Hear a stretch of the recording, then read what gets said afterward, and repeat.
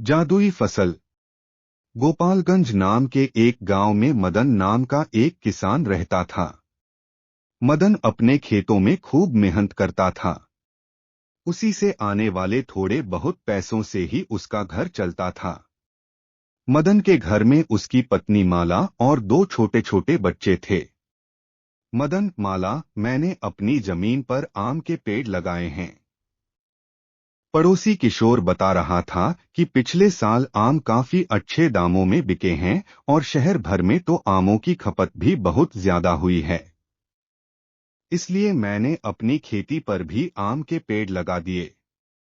अगर सब कुछ अच्छा रहा तो इस साल हम दोगुना मुनाफा कमाएंगे और अपने घर की मरम्मत भी करवा देंगे। इसी के साथ साथ बच्चों को भी बेहतर शिक्षा दे पाएंगे। माला, अरे, यह तो बहुत अच्छी बात है। भगवान हमारी जरूर सुनेंगे। हमारे आम भी अच्छे दामों में बिकेंगे और खूब मुनाफा कमाएंगे। मदन, हाँ हाँ, अब मैं भी खेत पर जाता हूँ। मदन रोजाना अपने खेतों पर जाकर पौधों को पानी देता और उनकी खूब सेवा करता था ताकि बहुत ज्यादा फल दे सके।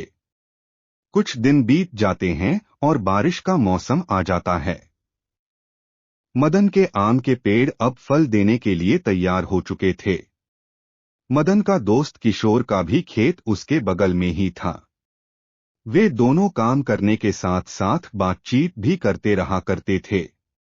किशोर, मदन भैया, आपकी जमीन पर आम के पेड़ तो बहुत अच्छे लग रहे हैं। ऐसा लग रहा है कि इस बार आम के पेड़ों पर खूब अच्छा फल आएगा। मदन, हाँ किशोर, मैंने मेहनत तो बहुत की है। अब भगवान की कृपा से फल तो अच्छा ही आना चाहिए। इस बार मुनाफा भी ज्यादा होगा। किशोर, भगवान हम सब पर कृपा बनाए रखें। बस इस बार कोई तूफानी बारिश ना आए। कुछ गांव वाले कह रहे थे कि अगर इस बार ज्यादा बारिश हो गई तो काफी फसल नष्ट हो जाएगी। बस उन लोगों की यही बात सुनकर मेरे मन में डर बैठ गया है। कहीं ऐसा ना हो कि हमारी की हुई मेहनत बेकार चली जाए। मदन, अरे, नहीं नहीं, ऐसा मत सोचो। भगवान सभी का भला करते हैं, उन पर भरोसा रखो। अपना अपना काम खत्म करके मदन और किशोर अपने अपने घर लौट आते हैं। मदन ने किशोर को तो दिलासा दे दिया, लेकिन घर पहुंचने के बाद यह बात उसके दिल और दिमाग में बैठ गई। वह सोचने लगा कि अगर सच में तूफानी बारिश हुई तो उनकी की हुई मेहनत पूरी तरह बर्बाद हो जाएगी। एक दिन बहुत तेज बारिश हुई। बारिश बंद होने का नाम ही नहीं ले रही थी। घर में बैठा मदन बारिश रुकने का इंतजार कर रहा था। माला, यह बारिश तो बंद होने का नाम ही नहीं ले रही। मदन, मेरा तो दिल बैठा जा रहा है। इतनी तेज बारिश हो रही है। मुझे तो लगता है इस बार पूरे गांव की फसल बर्बाद हो सकती है और मैंने जो इतने महीनों तक खेतों में जी जान से मेहनत की है वह सब बर्बाद हो जाएगी। माला, चिंता ना करें, ऐसा कुछ नहीं होगा। मदन, तुम नहीं जानती, कुछ सालों पहले ऐसी ही बारिश आई थी। पूरे गांव के खेत बर्बाद हो गए। उस साल गांव में किसी को भी उनकी मेहनत का फल नहीं मिला। यदि इस बार भी ऐसा ही हुआ तो मुनाफा तो दूर की बात है, हमें खाने के भी लाले पड़ जाएंगे। मुझे कुछ और काम करने को मजबूर होना पड़ेगा। इसी तरह चिंता और सोच में मदन पूरी रात सो नहीं पाता। अगले दिन मदन सुबह बारिश बंद होते ही अपने पेड़ों को देखने भागता है, परंतु वहां का नजारा देखकर उसके होश उड़ जाते हैं। वहां चारों तरफ बर्बादी का मंजर दिख रहा था। सभी पेड़ और फसलें बर्बाद हो चुके थे। मदन सर पकड़कर वहीं घुटनों के बल बैठ जाता है और रोने लगता है। तभी किशोर वहां आता है। किशोर, अरे भैया, इस तूफानी बारिश ने तो सभी किसानों की फसल और पेड़ को बर्बाद कर दिया। देखो तुम्हारी और हमारी मेहनत पर किस तरह पानी फिर गया। मदन, मुझे कुछ समझ नहीं आ रहा। मैं क्या करूं? मैंने तो अपनी सारी उम्मीदें इसी फसल से लगाई हुई थी। मैं अपना घर चलाने के लिए क्या करूं? मुझे तो कुछ समझ नहीं आ रहा।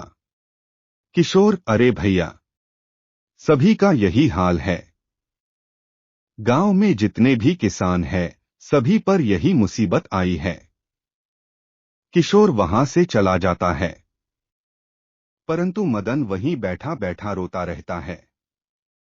काफी देर वहां उदास बैठे रहने के बाद मदन जब अपने घर की ओर जाता है तो घर का नजारा देखकर उसका मन और दुखी हो जाता है। बारिश के पानी से घर की छत बह रही थी और भूखे प्यासे बीवी और बच्चे कोने में छुपकर बैठे थे। माला, अरे कहाँ थे आप? कब से आपका इंतजार कर रही थी। देखिए ना, छत से कितना पानी टपक रहा है और भूखे प्यासे बच्चे कब से खाने की तलाश में हैं। मैं खाना कहाँ से लाऊं? ना तो घर में राशन है और ना ही सोने की जगह है। आप कुछ कीजिए ना। मुझसे बच्चों का इस तरह बिलखना देखा नहीं जाता। मदन, माला, मैं कुछ करता हूँ। हमारा सब कुछ बर्बाद हो चुका है। भगवान ना जाने हमारी कैसी परीक्षा ले रहा है। मैं बच्चों के खाने पीने का बंदोबस्त करता हूँ। अपनी बीवी बच्चों को इस हालत में देखकर मदन मन ही मन रोने लगता है। अपने बच्चों के खाने के इंतजाम के खातिर मदन घर से भागता हुआ बाजार की दुकानों की ओर जाता है, परंतु बारिश होने के कारण उसे कहीं से भी कोई मदद नहीं मिलती, क्योंकि उस आफत भरी बारिश में सभी का बुरा हाल था। बहुत भारी मन से मदन खाली हाथ निराश होकर अपने घर को लौटने लगता है। तभी अचानक उसे कराहने की आवाज सुनाई दी। मदन, यह किसी पक्षी के रोने की आवाज कहाँ से आ रही है? जब वह इधर उधर नजर घुमाता है तो उसे एक घायल चिड़िया सामने जमीन पर पड़ी हुई दिखाई देती है, जो दर्द से बुरी तरह कराह रही थी। मदन, अरे यह चिड़िया को किसने घायल कर दिया लगता है? लगता है यह भी इस बारिश में ही घायल हुई है। मदन उस घायल चिड़िया को देखकर अपने जख्म भूल जाता है और उस चिड़िया के जख्म को साफ करके उसकी मरहम पट्टी करता है और उसे पानी से अच्छी तरह साफ करके उसे पानी पिलाता है। कुछ देर में चिड़िया का दर्द कम होता है और वह मदन से कहती है, तुम कितने अच्छे इंसान हो। तुमने मेरी मदद की है। तुमने मेरी जान बचाई है। तुम खुद कितने दुखी और परेशान थे, फिर भी तुमने एक चिड़िया के दर्द को देखा। तुम बहुत ही अच्छे इंसान हो। पक्षी को इस तरह बोलता हुआ देख मदन बहुत हैरान हो जाता है। मदन, तुम एक पक्षी हो फिर भी इंसानों की भाषा कैसे बोल रही हो? लगता है तुम एक साधारण चिड़िया नहीं हो। चिड़िया? हाँ, मैं एक जादुई चिड़िया हूँ और मैं तुम्हारी परीक्षा लेने आई थी। मैं देखना चाहती थी कि इतने बड़े दुख में भी क्या तुम मेरी मदद करोगे। तुम इस परीक्षा में पास हुए, इसीलिए मैं तुम्हें एक उपहार देती हूँ। तुम मुझसे कोई भी वरदान मांग लो। जो भी इच्छा जाहिर करोगे वह पूरी होगी। मदन कुछ सोचने के बाद चिड़िया से कहता है, आप तो सब जानती हैं। मेरी पूरी मेहनत पर पानी फिर गया है। मेरे पेड़ फल देने को तैयार थे, परंतु ऐसी तूफानी बारिश आने की वजह से मेरी सारी फसल बर्बाद हो गई। आप मेरी कुछ ऐसी मदद करें जिससे मेरी सारी फसल पहले की तरह ठीक हो जाए और मैं इस मुसीबत से निकल पाऊं। चिड़िया, मैं तुम्हें कुछ बीज दे रही हूं जिन्हें तुम कल सुबह अपने खेतों में डाल देना। फिर देखना तुम्हारे पेड़ों पर सोने की आम लगेंगे। तुम्हारे जो भी पेड़ बर्बाद हो गए हैं वह सभी उनके जादू से ठीक हो जाएंगे और उन पर सोने के आम लगेंगे। इसके बाद तुम्हें कभी भी चिंता और गरीबी का सामना नहीं करना पड़ेगा। चिड़िया वह जादुई बीज देकर वहां से उड़ जाती है। मदन वहीं बैठा सोच रहा होता है। मदन भाई, क्या इस चिड़िया ने सच में जादुई बीज दिए होंगे? क्या सचमुच मेरे भागों में सोने के आम लगेंगे? ऐसा हो गया तो मेरी सभी मुसीबतें खत्म हो जाएंगी और मैं सुख का जीवन बिता पाऊंगा। मदन उन सोने के बीजों को उठाता है और घर की तरफ निकल जाता है। घर पहुंचने के बाद, माला, आप कहाँ गए थे? मैं कितनी परेशान हो गई थी। आप कुछ कहकर भी नहीं गए थे। मदन, माला, मैं अपने खेतों पर गया था। वहां सारी फसलें पूरी तरह बर्बाद हो चुकी हैं। मैं वहीं बैठा रो रहा था। तभी कुछ जादुई घटना हुई। यह कहते हुए मदन माला को सारी कहानी विस्तार से समझाता है कि किस तरह उस जादुई चिड़िया ने मदन को जादुई बीज दिए। माला, अरे, क्या आप सच कह रहे हैं? चिड़िया ने आपको जादुई बीज दिए हैं तो जरूर हमारे खेतों में सोने की आम लगेंगे। उसकी कही हुई बात जरूर सच होगी। तुमने उस चिड़िया की मदद करके अच्छा ही किया। अब हमारी सारी मुसीबतें दूर हो जाएंगी।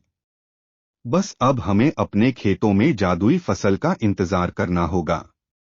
मदन और माला सो जाते हैं और अगली सुबह ही मदन खेतों पर जाकर वह जादुई बीज डाल देता है। उन्हें अच्छी तरह पानी देता है। कुछ दिनों के इंतजार के बाद मदन के आम के पेड़ों पर सचमुच के सोने के आम नजर आ रहे थे। मदन, अरे, मैं यह क्या सपना देख रहा हूँ? यहाँ तो सचमुच सोने के आम लगे हुए हैं। उस चिड़िया की कही हुई बात सच हो गई। मैं जल्दी से ही आम तोड़कर घर ले जाता हूँ और इन्हें तुरंत जाकर बाजार में बेच आता हूँ। धन्यवाद भगवान, आपका लाख लाख शुक्रिया। मदन एक एक करके सभी आम तोड़ने लगता है। आम तोड़कर वह घर की ओर दौड़ता है। मदन, देखो माला, देखो, उस चिड़िया की कही हुई बात सच हुई। अब हमारी गरीबी के दिन गए। देखो सोने का आम, कमाल हो गया ना? माला, अरे, यह तो सचमुच के आम है। इन्हें बेचने पर तो हमें बहुत सारा धन मिलेगा। परंतु अभी आप केवल एक ही आम बाजार लेकर जाएं और उसे बेचकर आओ। सारे आम एक साथ ले जाना खतरनाक होगा। मदन एक आम लेकर बाजार जाता है और उसे बेचने के बाद उसे काफी पैसा मिलता है। मदन, माला, हमें केवल एक आम बेचने पर ही इतना सारा पैसा मिल गया तो बाकी के आम मैं बाद में बेचूंगा। माला, क्यों ना आप खेतों का काम छोड़कर आभूषणों की एक दुकान खोल लें। इतने आमों से तो काफी आभूषण तैयार हो जाएंगे और उनसे काफी मुनाफा भी होगा। मदन, हाँ, यह तो बहुत अच्छा विचार है। इसके बाद से मदन एक आभूषणों की दुकान खोल लेता है जो कि काफी अच्छी चलने लगती है। इसीलिए कहते हैं कि नेकी कभी खाली नहीं जाती। यदि हम किसी की मदद करते हैं तो हमें भी उसके बदले में मदद का फल मिलता है।